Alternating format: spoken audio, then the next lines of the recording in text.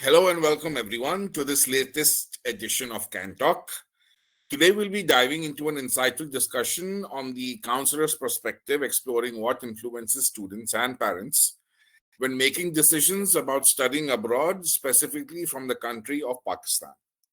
My name is Saqib, and it truly is a pleasure to have you all with us. A big thank you to our esteemed panelists for taking the time to share their expertise with us today. At CAN International, our mission is to guide and support young minds on their journey to studying abroad. Through discussions like this, we aim to provide valuable insights that help students make informed decisions about their higher education. Let's introduce our distinguished panel.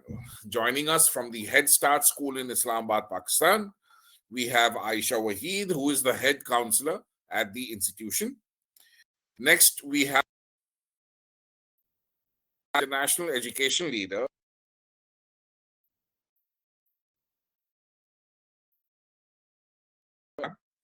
and as usual moderating today's session is Khwaja Umam, co-founder and director of CAN International with over a decade of professional experience in international education. He is a regular attendee at prestigious IEM conferences such as NAFSA, AIRC, and IACAC. Thank you all once again for being here, and let's dive straight into the discussion. Over to you, Khwaja.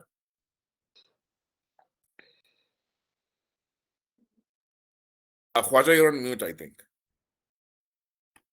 Oh, I'm so sorry. Well, thank you so much, Saqib. And it's absolutely wonderful to have these fine ladies joining us straight from Pakistan. And these are seasoned counselors, and we will soon be hearing very, very interesting insights about what students think, what parents think, and what are the factors that, you know, uh, come into play when they are making those decisions of sending students and sending their children outside their country.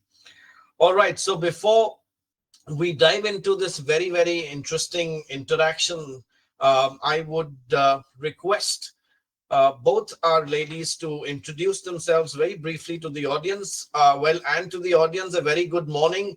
For people who are joining us from the US and Europe. And it's obviously a very good evening to those who are listening to us from this part of the world. All right, so may I now invite uh, Itrat, could you just introduce yourself to us, followed by Aisha?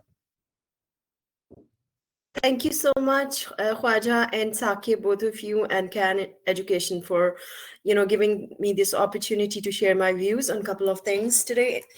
So I've been a career counselor for almost 10 years, and like Aisha know, whenever I introduce myself, I always say I'm a passionate counselor, and I chose to be a counselor. So I really enjoy my work, and I really cherish the difference I can make in my students' life. And over a decade, I would say scores of my students went abroad and studied around the world on prestigious scholarships, and they've won the wonderful opportunities, and it's absolute privilege to be a counselor. That's all I could say for now. Yeah. All right, thank you so much, Itrat. And yes, over to you, Aisha.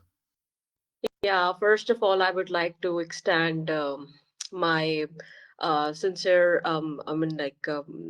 words for you to invite me for this opportunity today. And Idris and I know each other from the past 10 years, I would say, since I have also completed a decade.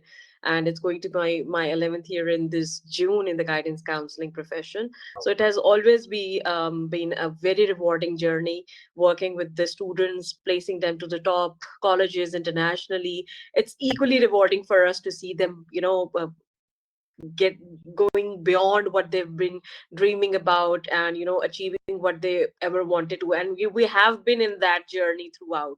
So I'm by profession a clinical psychologist, but somehow I landed into college guidance counseling, and I just fallen in love with it, and I couldn't stop working in this. It has been a monotonous journey. It's been 11 years, but I am not yet tired. Yeah. Well, that's absolutely wonderful to hear. How passionate you both are, and it's totally understandable that the students that you guide and counsel are in absolute safe hands.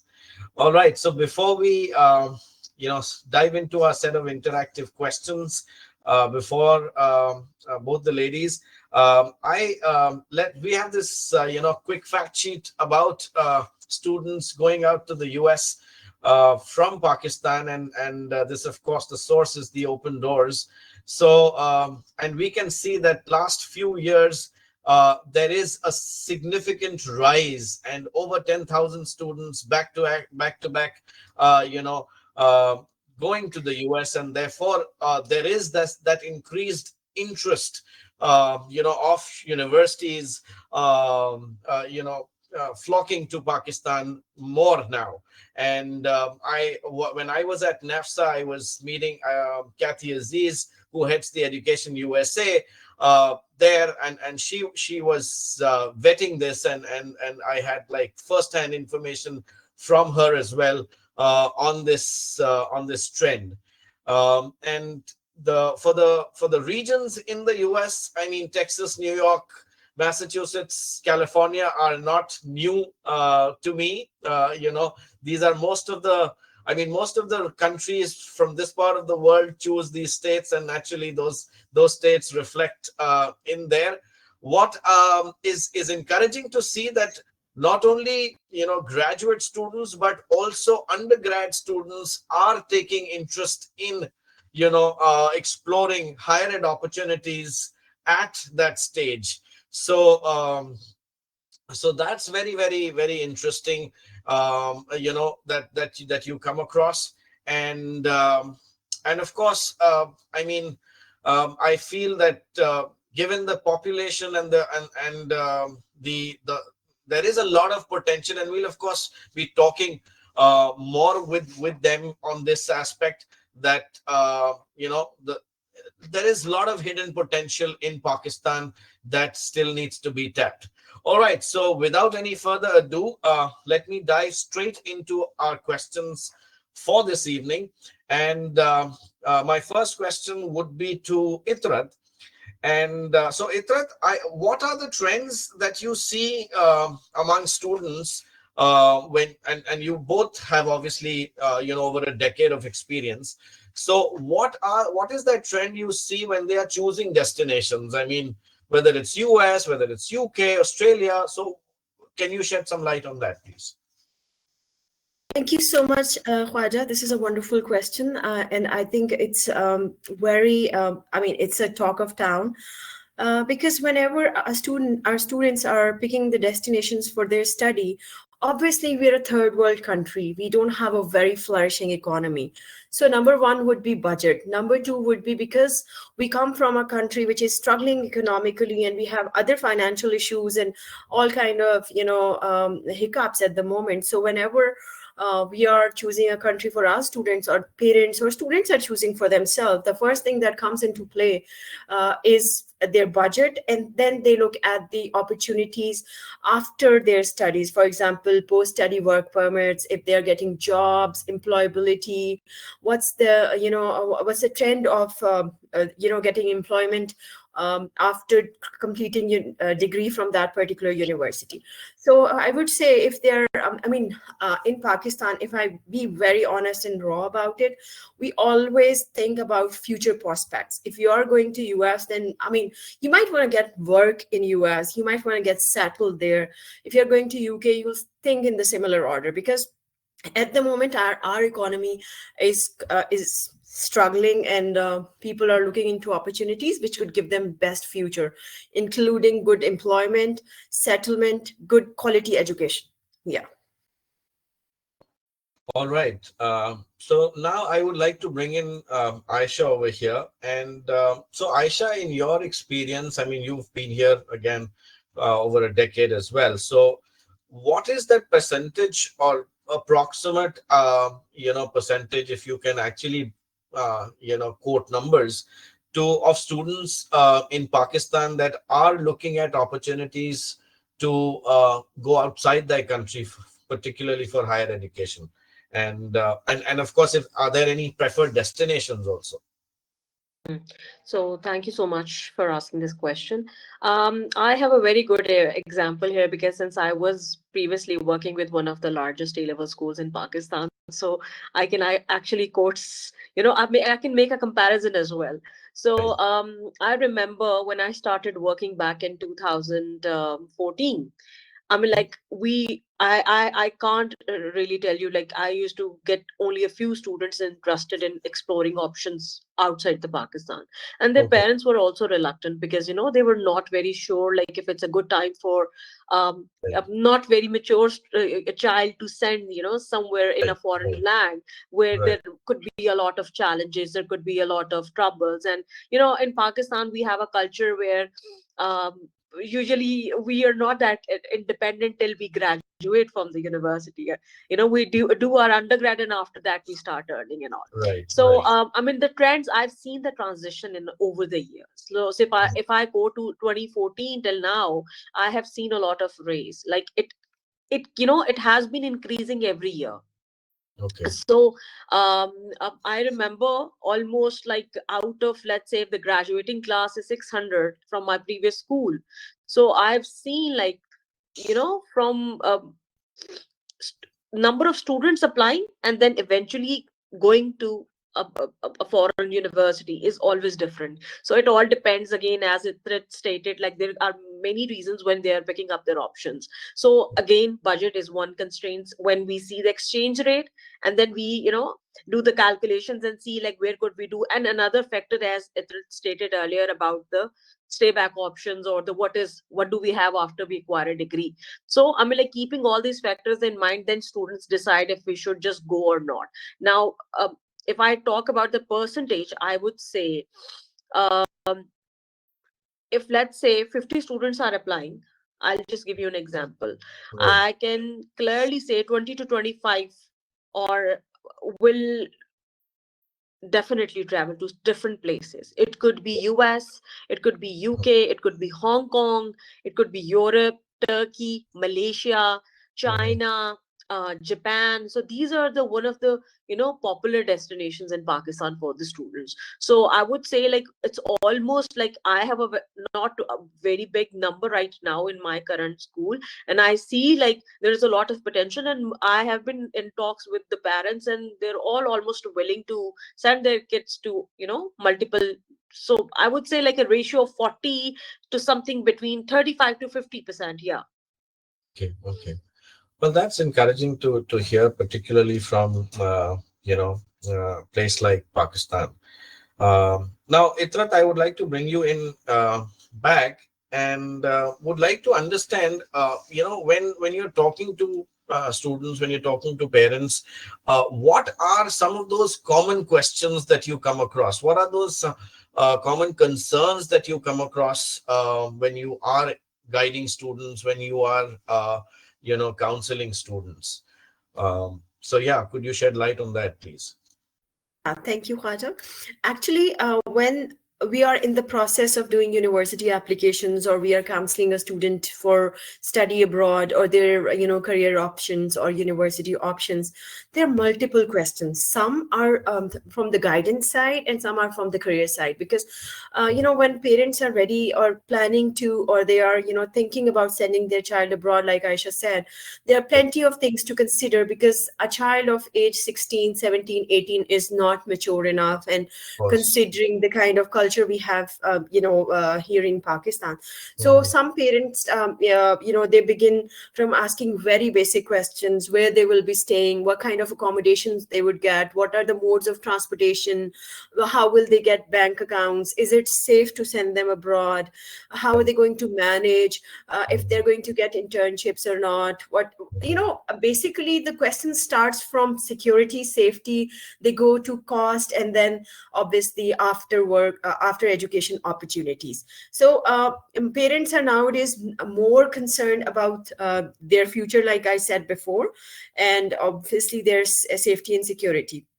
back in 2015-16, we used to get questions, basic questions like if the kids are going to be safe or not. But nowadays children are more aware, parents are more aware. They do half of the research themselves also, which is a good thing.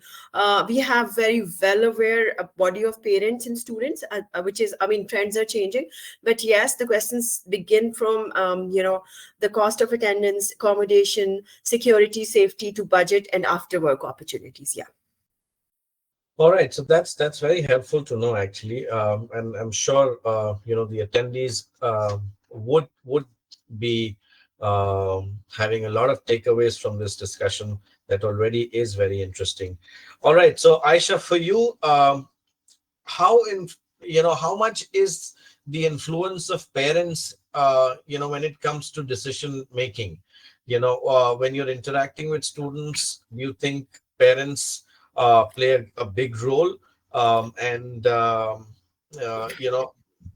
What is it that you experience when you are interacting with students? Yeah, so I mean, again, it's a cultural thing, as I stated earlier. Like, parents are always a part of the decision making, particularly starting from the subject selection when they're starting their A levels to placing into the university. So, it has also changed, Khwaja, if I tell you, like over the years. Before it was like, having a conversation with the students throughout, and the parents intrude when we have to finally decide like if a student is traveling or not.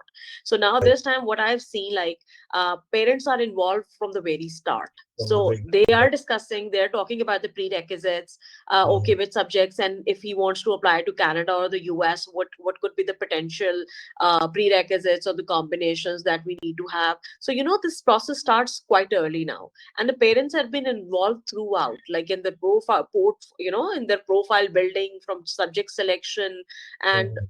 I mean, like in everything. And of course, like now in A levels, when students, parents meet us for the very first time about the subject selection, that is the time when we have this discussion of the budget as well. So, okay, fine. What exactly are you looking at? Again, putting in all the filters. Are you looking for a stay back? Are you just want to do, because there are many influential families like who really don't want to go and settle abroad. They want to come back in Pakistan and have their running businesses and stuff. So I mean, like they say, we just want to send him for the international experience, and we want the child to be back. So I mean, like again, parents are involved throughout the process, from the subject selection to them placing into the university. Right. So that's very interesting to know that there is this shift, parents getting involved right from the beginning. All right. And of course, I mean, Itrat or Aisha, feel free to, share your views on a question that is being asked to the other panelists, because I saw Itrat smiling there. So maybe if you had something, you please feel free to add to your view. I mean, with your views as well. All right, so Itrat, now I would want to know from you, like I mean, universities are flocking to Pakistan as well, and you're seeing this for so many years now. So, what do you think is the best way to connect? I mean, is it being on the high school campuses, interacting with students, or the fair format, or virtual engagements, or a mix of things? So what do you think, what is the advice you want to send out to the university representatives? Thank you so much. Basically, we had all kinds of interactions from university to students over the years, from fairs to university lectures and seminars and orientations. But recently, I have had few universities come in and they brought their professors from, for example, Faculty of Economics, Faculty of Mathematics, Faculty of Engineering. And that model really was, my students really enjoyed it. One of the professors from Macquarie University, Australia, he came and he delivered a lecture in economics. And believe you me, Khwaja, I had my engineering students sitting in the lecture, and they enjoyed a lot. They were taken aback by his way of teaching and delivering the concepts. So I think that this was very innovative. Recently, I had a vice chancellor from Canadian University visit our campus. In fact, it was just yesterday. So my students were extremely happy to have him on the campus, and they were, they want to meet the real faculty. They don't want to just meet the international office people because they've been seeing them for the years. They want to ask real life questions. They want to see the professors who are going to teach them. I know it's not very easy for universities to send the professors around all the time, but sometimes these things can be arranged. For example, I organized a webinar for my students, and it was on game theory. It was delivered by a professor again, and the students just loved it. And if I was to choose the second best option that is liked by students, they really enjoy university fairs, but they also like a follow-up visit. For example, Khwaja, if you are visiting my school, you met my students, then they want to see you in an orientation as well, where they could ask you more questions, because a fair is it's a quick thing. So they want to have the real conversations where they could ask you just anything. So I think the interactions which have connecting threads, those are the most wonderful ones. Yeah. Well, that's very, very insightful. Actually, bringing in faculty. We've seen universities bring in faculty, especially for grad recruitment purposes. That's mostly that's been the case in most cases. But this is a very, very valuable insight that we get here from you, Itrat, of and also I would also like to actually give my feedback on that, since like I'm also organizing similar sort of workshops from the universities, and I believe, like, I definitely second what Itrat said. Like I recently have engineering workshop by one of the faculty member at Queen Belfast, UK. And I can't even tell you this sort of engagement when we talk about engagement. So yeah, I mean, they were all invested in the activity. They organized an activity, and they also wanted to learn, like, and they kept them busy, they kept them engaged, and they now will remember the name of the university. So yeah, I think it is one of the good things to do. Right. No, absolutely. This is very, very nice to know. All right. So Aisha, this question is for you. Of course, we know a lot of cities that are popular: Islamabad, Karachi, Lahore, being the prominent ones. Do you think, or would you like to name a few more beyond these cities, and would like to share names of those cities? Yeah. So, I mean, like, if you see Islamabad particularly, we have people coming from all different provinces, particularly KPK, Khyber Pakhtunkhwa. We've got some good institutes in KPK as well, in Peshawar. Like, there are some good universities for engineering, and particularly when it comes to medicine. So, students are happy to be placed almost like any part of Pakistan, because all the public medical schools are all around. So we have a very famous medical college in Multan, Nishtar, and it is a very prestigious college. We've got like one excellent medical college, Ayub Medical College in Ahmedabad. And then there is a pharmacy college in Ahmedabad as well, where I've seen people even traveling from Islamabad there to study. And my brother also actually graduated from University of Peshawar. So we were living in Islamabad, but he chose to go there. So I mean, like, I have a example, in family, my chacha is a graduate from National Medical College, Multan. So they've been on, and my aunt is also a doctor, and she's a graduate from Khyber Medical College. So I mean, like, that's what I'm saying. Like, people are, it depends on the major particularly. So I mean, apart from these three major cities, if it's medicine, they'll definitely travel. But other than that, like, I think I have not really seen people traveling for other majors. Yeah. Okay. All right. So Itrat, well, I mean, if we talk of popular curriculums in Pakistan as a whole, would you like to shed some light on the different kinds of curriculums that you will come across when we talk of school system in Pakistan? Yes. Actually, in Pakistan, like I mean, we are pretty same as India.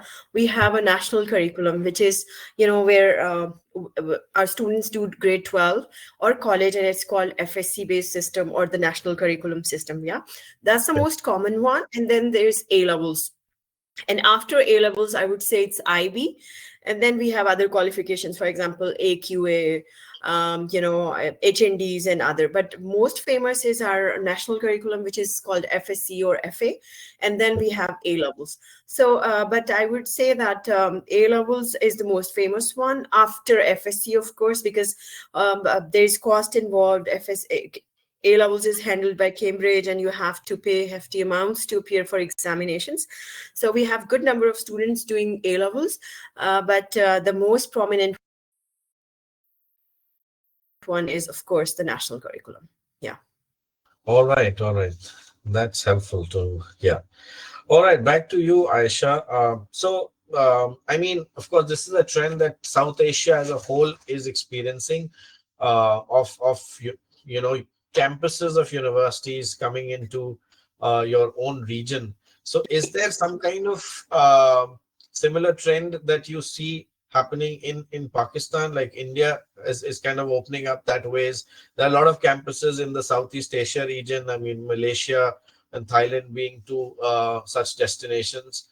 And if yes, then how do you see that shift or interest of students, or the impact on students going outside Pakistan? Yeah, so again, the shift is quite recent, if I tell you. Right. Again, it varies from person to person what exactly they are looking at.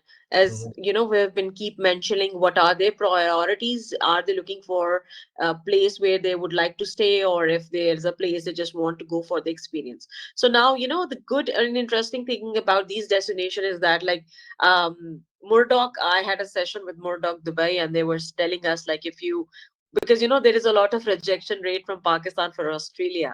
So I mean, like, that's what they suggest. They were suggesting, like, you go there, you study for 2 years, and maybe get a transfer to the main campus, and it's quite easier.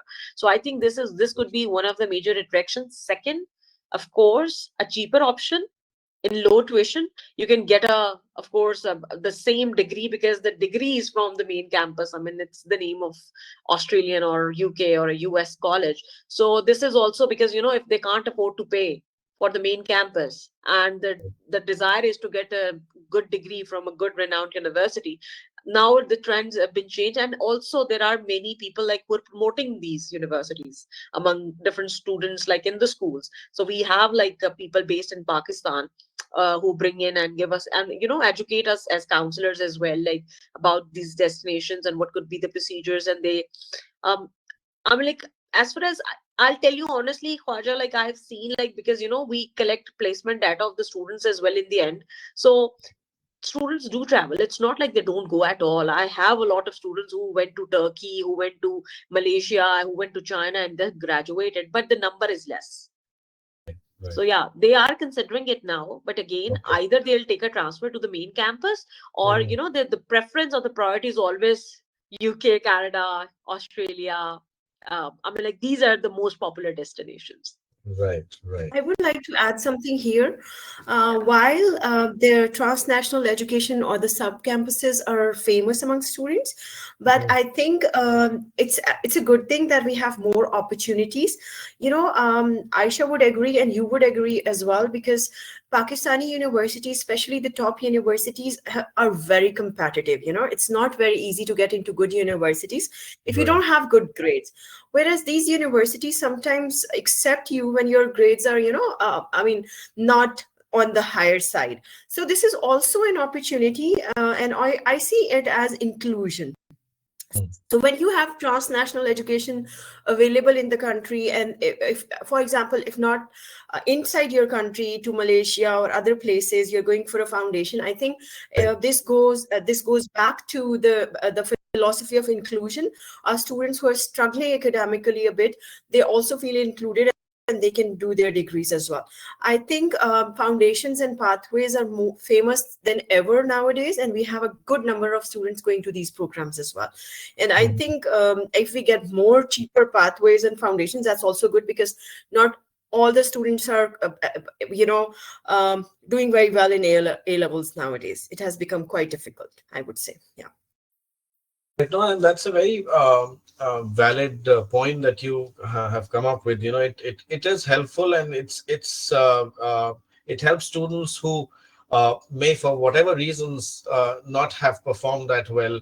And it is inclusive. So the open admission policies of certain institutions actually go a long way in helping such students and that cause. So definitely that is very, very helpful. It's So I would another like, challenge, Khwaja. I'll quickly just add to yeah, it, yeah, please, because the please, please. conversation has just, Of course. gone to the foundation and the pathways. But the Mhm. problem, and Nitra can also vouch for it as a counselor, for us is to, since we're sitting in A-level schools, and we see at times students struggling with it. And, like we're all the time hesitant of introducing these foundation and the pathways. Like I've seen, like, it is highly discouraged in the school settings to promote these foundations. However, they cannot make it to A levels eventually. When they're out of the school, then they go and get into it. Otherwise, like if a person is struggling, like even in A levels, we usually cannot sort of recommend them for a foundation. That's totally true. But getting admission with compromise grades in international year 1 or the first year of the degree is also easier with sub-campuses and TNAs. That's also a point. Yeah. Right. No, and so that's definitely very, very insightful. So I would like to stay with Itrat on my last question, and before I ask the question, I would like to call out to the attendees. Well, if you have any questions, then please feel free to write them down in the chat box area, so that the panelists can address those questions right after this last question. So please feel free to jot down your questions if you have any. And of course, we mentioned earlier, we are recording this entire session, and we will be sharing this with all the registrants. So that, of course, is rest assured. All right. So Itrat, my last question to you would be, and of course Aisha can pitch in as well. So how do you see your role as a counselor when university representatives are traveling and are interacting and are on campuses? So how do you see yourself supporting them? And I feel personally that it is extremely important for universities to connect with counselors, to get the on the ground, get an idea of on the ground situation, because you are the ones connected with students throughout the year. So how important is it to connect with you? So and what is that role that you play in this entire ecosystem of international education? So can you shed light on that, so that universities make it a point to connect with counselors and take this route? Well, I would say I would have done much better in my life if I had a counselor for myself. That's something that I would quite easily say. Now, I think counselors, they actually serve as a bridge between universities or the international education institutions and school and the students, because Aisha can also attest that you have also observed over the time that counselors might change the school, but their connection with the universities remains same. So universities know us, they trust us whenever they have to get back to us or ask anything about our students. They can easily connect with us. So I think counselors are actually a bridge between universities and students. And also without a counselor, a student of age 18, 19 is not actually mentally that I would say they're very intelligent, but sometimes they miss on the details. They don't get the exact crux of the matter, or sometimes they don't understand the requirements, they don't understand the entire process. So I think the counselor and student role in any university placement is 50-50. I wouldn't even say it's 70-30. It's 50-50, because I don't think you can get into a good university or you can map down a very good career for yourself without somebody's assistance. So if you have a professional trained people with experience who know universities, who know the ins and outs of choosing a university or the major, I think you're lost. So I would say, not just because I'm a counselor, but otherwise also, I think guidance and counseling is more important than ever, because we have over information. We have over information on the internet. Everyone is trying to get you into a particular program or university for their own interest. In that scenario, in that very setting, if you have your counselor who really understands the ins and outs of international education or the career prospects, then I think it's a blessing. And I would advise people who don't have career counselors available to connect to other people. Sometimes I get plenty of messages on LinkedIn. I'm more than happy to guide people. And in fact, I started my own initiative, CCNI, just to help people who don't have career counselors available for them, so they can get advice. They can get a real life advice. That I started with an objective of giving back to my society, because in our schools, in our institutions, we work for, we get our salary and stuff. But some students, I would say 90% of the schools in Pakistan don't have counselors. They don't have career experts. But I hope and I wish that they all get professionally trained career counselors, so that students can make better career choices and they can reach better destinations and better places in their life. Yeah, that's my opinion on that. Right. So I think that's very, very helpful. And like I said, if we have any questions, we'll be happy to take them. Our panelists would be happy to take them. And before we wind up, I would like to share with the audience, the university reps who are joining us tonight and today. For them, actually, we have these high school visits lined up for these different regions: the Latin America, India, Southeast Asia, Mexico, Pakistan, and the Middle East region. So, and of course, not to forget that it was extremely insightful to talk to these ladies, and I'm sure there will be many takeaways from this very, very insightful interaction that we've had so far. And we will be sharing with you this the recording for this interaction. And I have to mention this is the passion that they were talking of. Aisha, who is under the weather still because of the commitment, she is with us and was through all along. So thank you so much, Itrat and Aisha, for taking the time and joining us. It was very, very insightful, and I'm sure the university reps will have a lot to take away from this. Yeah. Thank you so much, Khwaja. It was a pleasure having, being with you here tonight. Thank you. Thank you so much. Thank you. Bye-bye. Good night. Take care. Yeah, take care. Bye. Bye-bye.